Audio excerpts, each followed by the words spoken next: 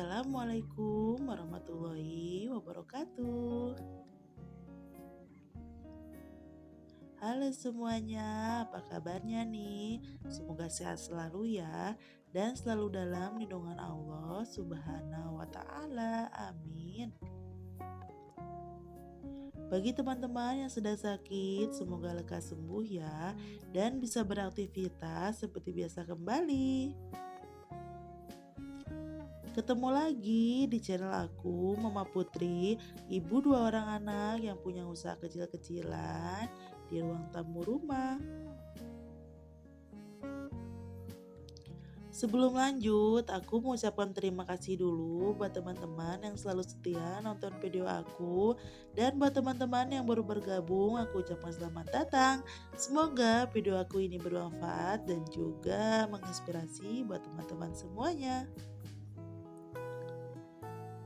Ikutin terus ya kegiatan aku hari ini. Dan jangan bosan-bosan untuk melihat video aku tentang aktivitas aku di warung sembako kecil-kecilan aku ini. Dan juga aku biasa kasih tips-tips buat teman-teman semua tentang warung sembako aku ini. Jangan bosan-bosan ya teman-teman, ikutin kegiatan aku sehari-hari aku di warung sembako aku ini, karena beginilah ya kegiatan aku setiap hari. Selain mengurus anak aku yang pertama ini dan juga bayi aku yang baru 3,5 bulan itu, dan juga mengurus rumah tangga, mengurus rumah, dan juga mengurus warung sembako kecil-kecilan aku ini. Aku sangat menikmati ya kesibukan aku setiap hari, karena emang aku dari dulu suka berdagang ya teman-teman. Jadi dulu ibu aku itu sempat berdagang waktu aku SD, dan kebetulan aku waktu SD itu udah bantuin ibu untuk berjualan di sekolah ya teman-teman.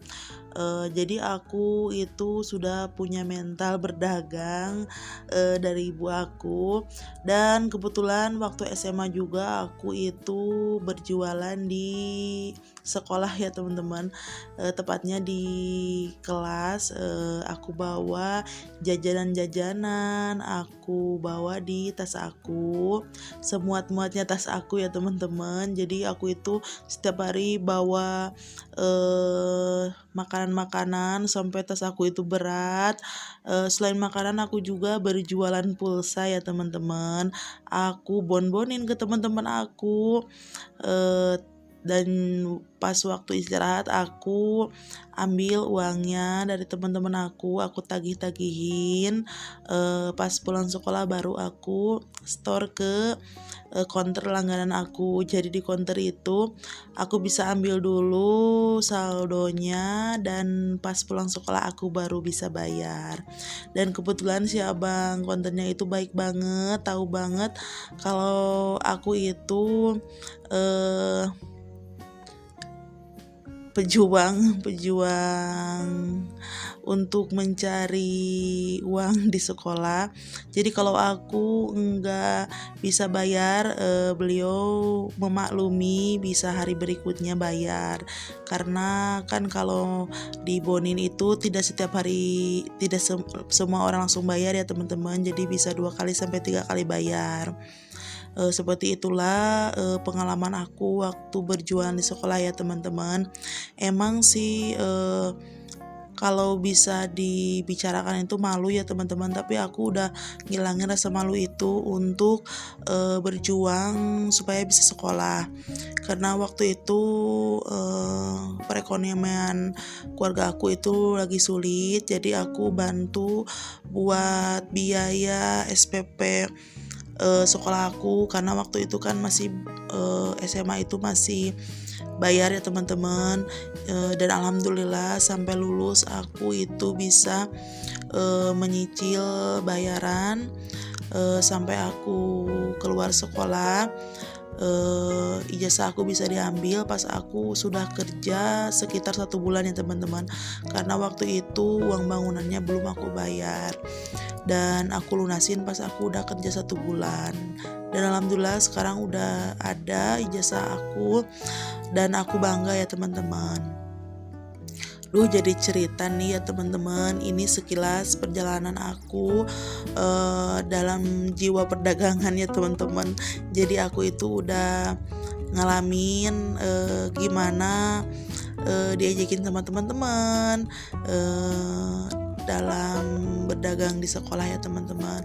Jadi aku itu benar-benar udah bisa ngatur keuangan supaya dagangan aku tetap berjalan, keuntungannya ada buat bayar SPP itu ya, dan juga untuk jajan aku.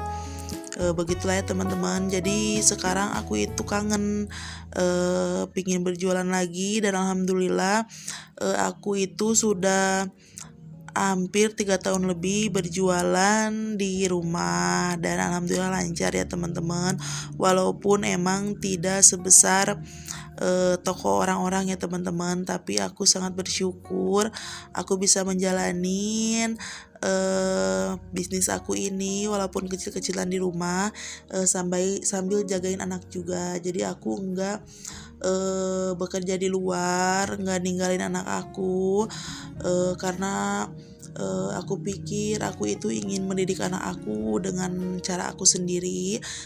Jadi aku pingin punya bisnis tapi masih bisa merawat anak aku dengan baik dengan cara aku sendiri.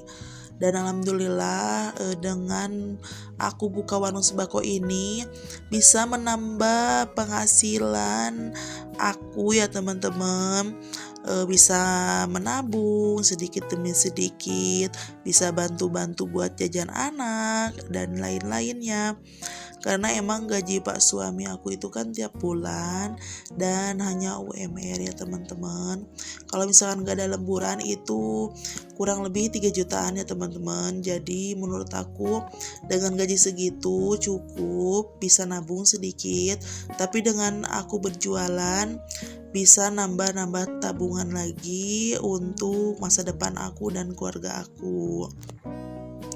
Dan buat teman-teman semua yang masih ragu untuk berjualan, la haula ya teman-teman, insya Allah kalau kalian yakin walaupun dengan modal seadanya, kalau kalian ingin memulai, mulailah sekarang ya teman-teman, karena rezeki itu Allah yang ngatur. Jangan takut nggak ada yang beli ya teman-teman, karena aku itu di warung aku itu di tempat daerah aku ini ya, warung itu banyak ya teman-teman, hampir lebih dari 6 di RT aku itu.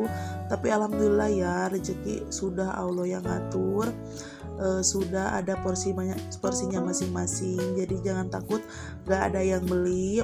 Dengan pelayanan kita ramah ke pembeli, dengan barang-barang kita lengkap ya teman-teman, walaupun stoknya sedikit-sedikit, maka pelanggan itu akan balik lagi ke warung kita. Pokoknya teman-teman semua itu harus tetap optimis. Jadi cerita gini ya teman-teman, itulah sekilas perjalanan aku dalam dunia perbisnisan dagang ini ya teman-teman. Oh ya teman-teman, tadi anak aku bantuin aku membuat list belanjaan, karena anak aku itu nggak aku kasih HP ya teman-teman. Jadi dia itu biasa bermain sendiri dari mainan-mainan yang sederhana seperti tadi ya teman-teman. Jadi aku biasain buat dia mandiri, tidak berfokus ke HP, aku nggak kasih HP. Jadi dia itu belajar dengan sendiri sama aku. Begitulah teman-teman kegiatan aku hari ini. Aku unboxing belanjaan aku. Kebetulan tadi aku membeli beras ya teman-teman, karena stok aku itu habis berasnya. Dan juga sedikit belanjaan warung, karena warung aku itu barangnya masih ada, jadi aku belanjanya sedikit. Dan untuk beras itu satu karungnya aku membeli seharga 320.000, aku jual per liternya itu 12.500 ya teman-teman, karena beras itu masih mahal. Terima kasih ya buat teman-teman sudah menonton video aku sampai dengan selesai. Semoga video aku ini bermanfaat dan juga menginspirasi buat teman-teman semuanya. Terima kasih ya. Wassalamualaikum warahmatullahi wabarakatuh.